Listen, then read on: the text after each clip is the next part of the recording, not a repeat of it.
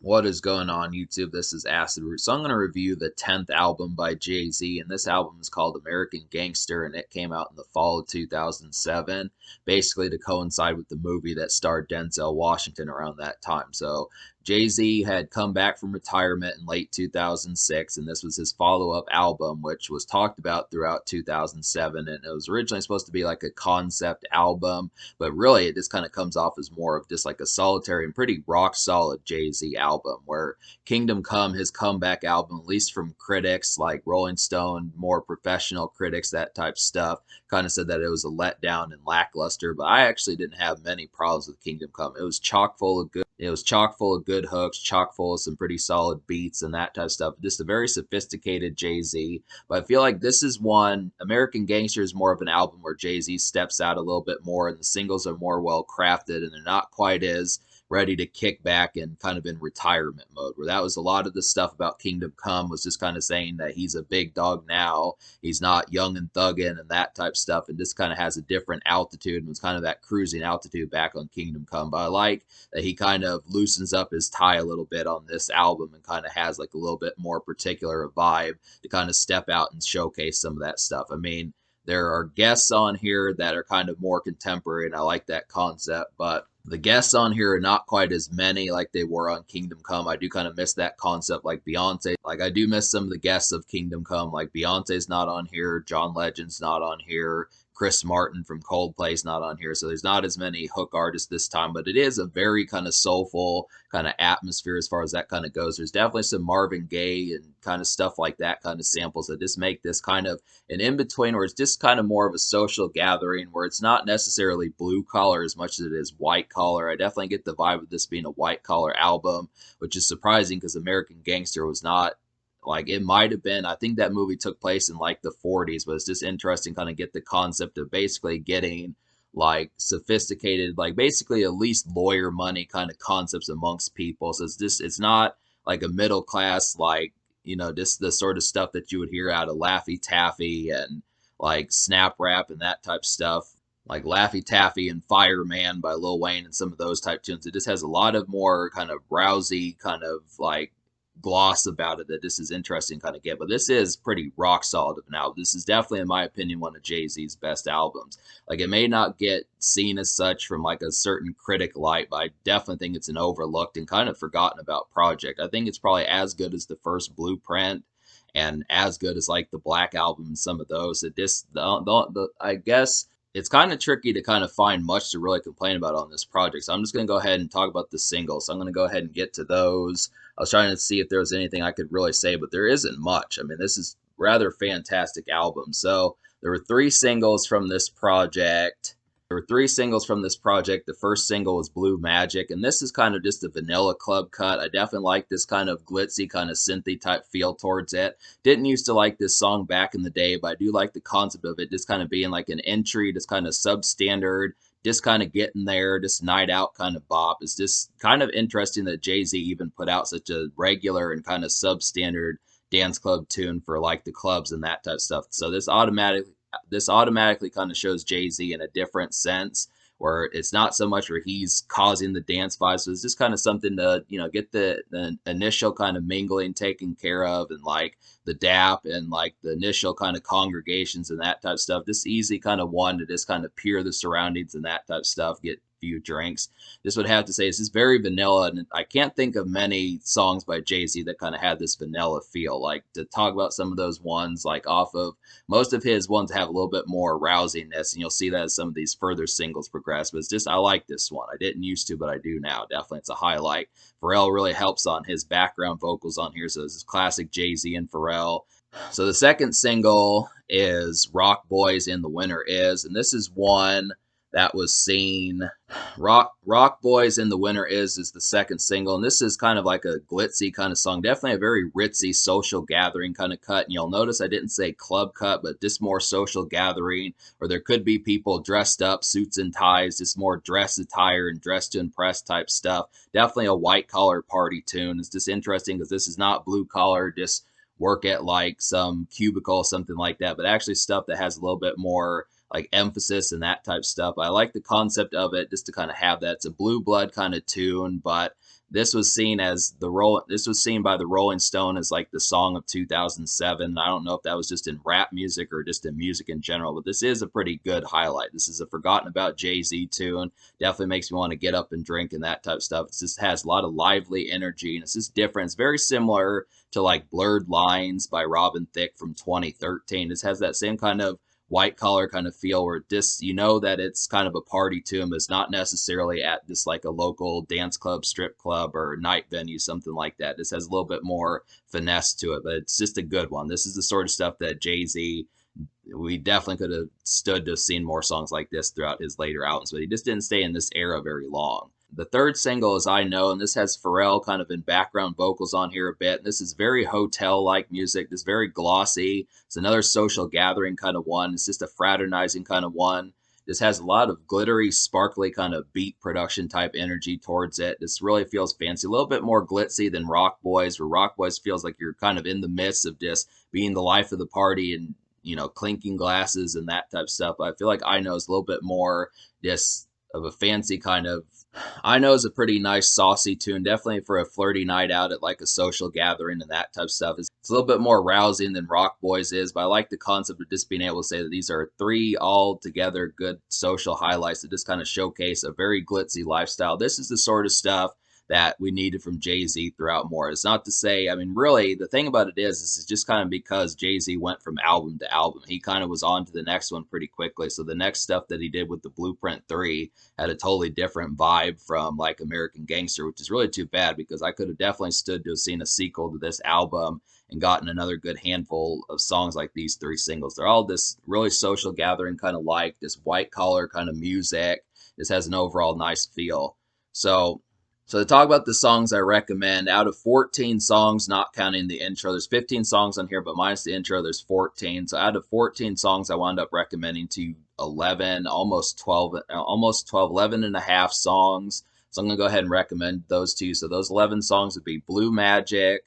Those 11 songs would be Blue Magic, Rock Boys, I Know, Ignorant Shit, Fallen, Party Life, Hello Brooklyn 2.0, American Dreamin', Sweet, Say Hello, Success, and the almost song is the title track, American Gangster. So just to kind of talk about some of these, like if you're looking for another tune like Rock Boys that kind of has that glamorous kind of fast-paced party lifestyle, I would definitely have to say that Sweet's one that's just like that. It has the same pace, not quite as addictive, but pretty close to it. It's definitely a dead ringer for a pretty similar one. I feel like this is another social gathering kind of mingle tune. This is another white collar tune for that, how that kind of goes. Party Life is kind of like a slower version of Rock Boys and Sweet. This has a more suave kind of feel towards it. Just a lot more soulful, social gathering. Definitely a basking kind of song. Just really kind of mellow. Just almost feels like a beach tune, but just kind of more indoors and just kind of where you appreciate like the white collar lifestyle and that sort of thing. Definitely, I mean, some of these would just be, if you're looking for like a white collar kind of party and just overall kind of mingling with like lawyers and folks like that who have to be in suits often enough. I feel like this is pretty good music for that sort of attentiveness as far as that kind of goes. There's just at least a good 3 or 4 on here that kind of have that arrangement. And I feel like a couple soulful ones on here would be American Dreamin' and Say Hello, where Say Hello really has like a nice kind of this glittery kind of pompous and kind of cloudy kind of beat on here, but it just kind of feels like outdoor cityscape kind of suave, or most of the time suaves from where most of the time suave tunes kind of feel more of like hotel music and just indoor kind of penthouse type stuff. I feel like Say Hello just kind of feels like you're cruising out on the town or just in the city. Maybe you're looking nice and dressed up, but still kind of outdoor kind of feeling. It's just very glossy, but I like the concept of just it not being an indoor kind of suave tune because that happens a lot. So it's an outdoor one. American Dreamin' is definitely another soulful one. This has Marvin Gaye. I forget the song that it comes from, but it has Marvin Gaye kind of in a sample on here. It's really too bad that Marvin Gaye was not able to do more with like rap music. I mean, he died pretty early in the 80s, so it's just way too bad that we couldn't have seen some tunes that could have been sampled like Rick James was and that type of stuff. But just to kind of say, like American Dreamin', definitely, I saw that song as like a musing kind of song. It's a very soulful and just butter smooth kind of song. It's really for like a musing, smoking a cigar or something like that, or just having a swisher if you just if you're not super kind of white collar, but you still like the concept of musing to some of this stuff, it can be swisher music too, and joint music, zigzag music, that type of stuff. This kind of depends, but this is kind of the concept. It's just an overall nice one.